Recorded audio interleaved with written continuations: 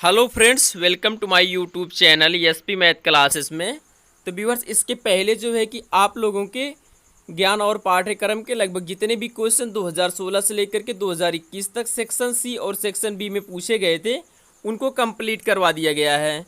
तो और यहाँ पे हम सेकेंड पेपर के सेक्शन सी और सेक्शन बी में जो क्वेश्चन पूछे गए हैं उन क्वेश्चन को कवर करवा रहे हैं। इसके पहले जो है कि अगर आप लोग देखेंगे साइकोलॉजी का आपका जो है कि 3 से 4 क्वेश्चन जो है कि कंप्लीट करवा दिए गए हैं। आप लोग अगर उसको नहीं देखे हैं तो इस वीडियो को देखने के बाद जा करके देख लीजिएगा। तो आज का जो हमारा क्वेश्चन है, अनुबंधन क्या है, पावलोव के अधिगम सिद्धांत की व्याख्या कीजिए। एक क्वेश्चन अगर आप प्रीवियस ईयर का पेपर उठा करके देखेंगे तो वहाँ पे लगभग 2016 में पूछा गया है, 2018 में और 2019 में और 2020 में और 2021 में लगभग ये प्रश्न हर बार जो है कि आपके एग्जाम में पूछा जाता है, पावलोव का अनुबंधन सिद्धांत। तो हम लोग देखेंगे अनुबंधन क्या है। पहले रूसी वैज्ञानिक पावलोव ने एक परीक्षण किया जिसमें एक कुत्ता भोजन के देखते ही लार टपकने लगता था। इस परीक्षण को उन्होंने अनेक प्रकार के परीक्षण किया जिसे अनुबंधन सिद्धांत कहा। जो पावलोव थे एक क्या थे, एक रूसी वैज्ञानिक थे। इन्होंने एक कुत्ते के ऊपर जो है कि प्रयोग किया। इसको जो है कि विभिन्न विभिन्न तरीक़ों से, कभी जो है कि इसके सामने रखते थे रोटी, तो कभी इसके पास में रखते थे, कभी घंटी बजाते थे। इस तरह के तमाम तरीके से इन्होंने इस पर परीक्षण किया। तो इसकी अगर परिभाषा देखें, किसी कार्य के स्वाभाविक होने की क्रिया को हम क्या कहते हैं, अनुबंधन कहते हैं। अनुबंधन किसे कहते हैं, किसी कार्य के स्वाभाविक होने की क्रिया को अनुबंधन कहते हैं। जैसे कोई अच्छी चीज़ें देख करके लार का टपक जाना, ये क्या है, ये स्वाभाविक हो जाता है, तो हम इसको क्या कहते हैं कि अनुबंधन है। पावलोव का अधिगम सिद्धांत। रूसी निवासी पावलोव रूसी वैज्ञानिक थे जो शरीर वैज्ञानिक थे, जो कुत्ते की पाचन क्रिया में लार स्राव का अध्ययन कर रहे थे। उन्होंने इस अध्ययन में देखा कि कुत्ते के लार स्राव में वृद्धि हो जाती है। कुछ दिन बाद उन्होंने देखा कि पैरों की आवाज़ सुनते ही उसमें लार स्राव शुरू हो जाता था और भोजन देख करके लार स्राव में वृद्धि हो जाती थी। कुत्ते के लिए भोजन उद्दीपक और अनुक्रिया की ओर मोड़ दिया, जिसके बाद वे मानव पर भी इस प्रयोग को लागू करने होने के प्रति अध्ययन किए। पावलोव ने लकड़ी का एक उपकरण तैयार करवाया जिसके बीच में एक लकड़ी लगा था और उस तख्ते में एक लकड़ी लगी थी जिसके सामने से भोजन आता था। इस उपकरण में एक घंटी लगी थी।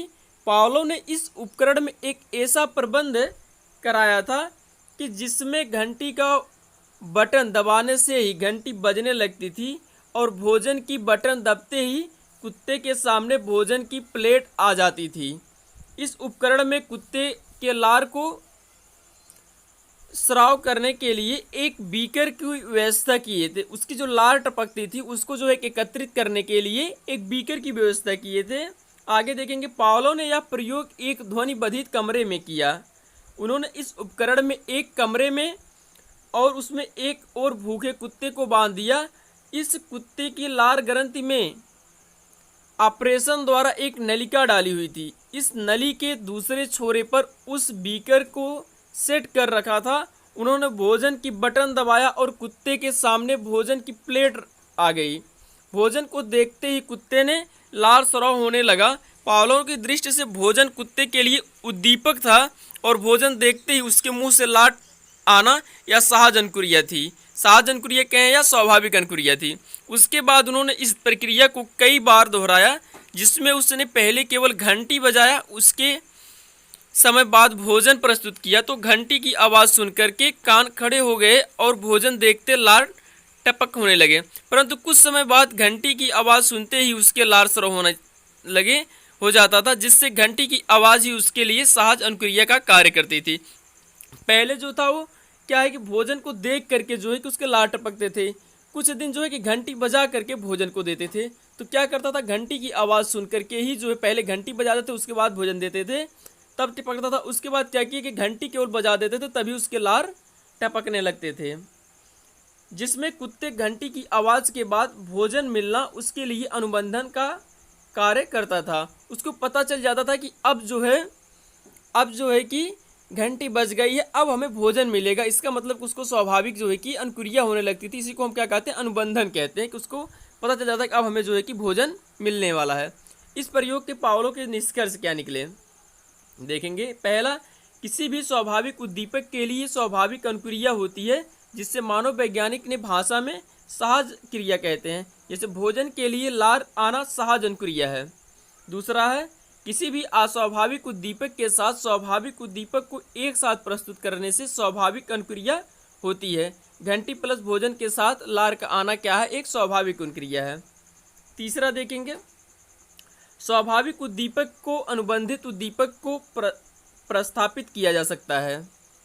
चौथा, अनुबंधित उद्दीपक कुछ ही दिन तक प्रभावित रहता है, जैसे कि ऊपर के प्रयोग में घंटी के साथ भोजन ना मिलने पर स्राव लार का बंद हो गया। पावलोव ने इस सिद्धांत को अनुक्रिया अनुबंधन सिद्धांत कहा। आगे चलकर के मानव वैज्ञानिक ने इसे शास्त्रीय अनुबंधन का सिद्धांत कहा। शास्त्रीय अनुबंधन का सिद्धांत इसी को कहा। देखेंगे, अनुबंधन या शास्त्रीय अनुबंधन सिद्धांत को निम्नलिखित विशेषताएं हैं। इसकी क्या विशेषताएं हैं? पहला जो है, अनुबंधन सिद्धांत संबंध सहज क्रिया पर आधारित है, प्राय बच्चे इसी सिद्धांत से सीखते हैं। दूसरा है, यह सिद्धांत इस बात पर बल देता है कि स्वाभाविक उद्दीपक के साथ अनुबंधित उद्दीपक का प्रयोग किया जाए तो स्वाभाविक अनुक्रिया में वृद्धि होती है, इसे अनुबंधित अनुक्रिया कहते हैं। तीसरा, यह सिद्धांत अनुबंधन और पुनर्बलन पर बल देता है। पुनर्बलन से सीखने की गति में वृद्धि होती है और अनुबंधन से सीखना अस्थायी होता है। चौथा है, इस सिद्धांत से सीखने के लिए अनुबंधित उद्दीपक और अनुबंधित अनुक्रिया में संबंध होना आवश्यक है। पांचवा है, शास्त्रीय अनुबंधन से बच्चों की बुरी आदतों को स्थान पर अच्छी आदत तथा कुसमायोजित बालकों के समायोजित स्थापित किया जा सकता है। शास्त्रीय अनुबंधन सिद्धांत की कमियां क्या हैं? इसकी जो शास्त्रीय अनुबंधन सिद्धांत है, इसकी कमियां क्या हैं? शास्त्रीय अनुबंधन सिद्धांत की कमियां निम्नलिखित है। पहला जो है, यह सिद्धांत पशुओं पर प्रयोग कर संपादित किया गया है, यह मनुष्य के सीखने पर पूर्णतः लागू नहीं होता है। दूसरा, यह सिद्धांत मनुष्य के एक जैविक मशीन माना गया है और उसके सीखने की प्रक्रिया को यांत्रिक प्रक्रिया माना गया है, यह मनुष्य के चिंतन एवं तर्कपूर्ण सीखने की प्रक्रिया की व्याख्या नहीं करता है। तीसरा है, अनुबंधित अनुक्रिया द्वारा सीखना अस्थायी नहीं होता है। चौथा है, कुल मिलाकर यह सिद्धांत मनुष्य के सीखने के लिए सही व्याख्या नहीं करता है। आगे देखेंगे इस सिद्धांत के शिक्षा में उपयोगिता क्या है।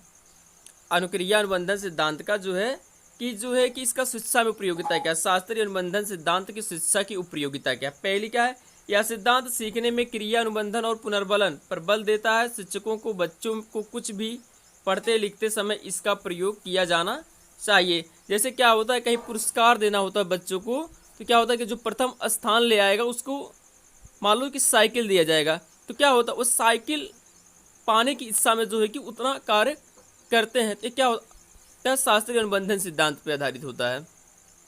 दूसरा जो होता है, यह सिद्धांत विषयों के शिक्षण में शिक्षण संसाधनों के प्रयोगों और अनुशासन स्थापित करने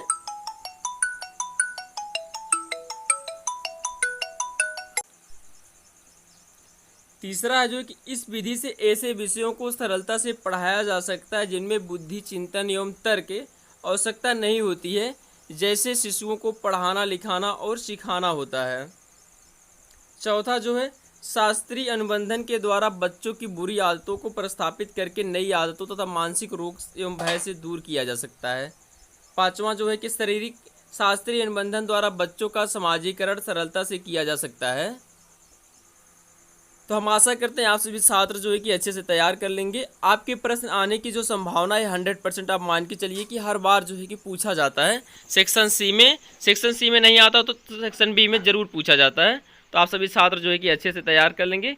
हम आशा करते हैं आप सभी छात्रों को समझ में आया होगा। अगर आप हमारे चैनल पर पहली बार आए हुए हैं तो चैनल को सब्सक्राइब कर लेना और अपने मित्रों के पास शेयर कर देना, जिससे कि हमारी मेहनत सफल हो जाए। तब तक के लिए जय हिंद, जय भारत।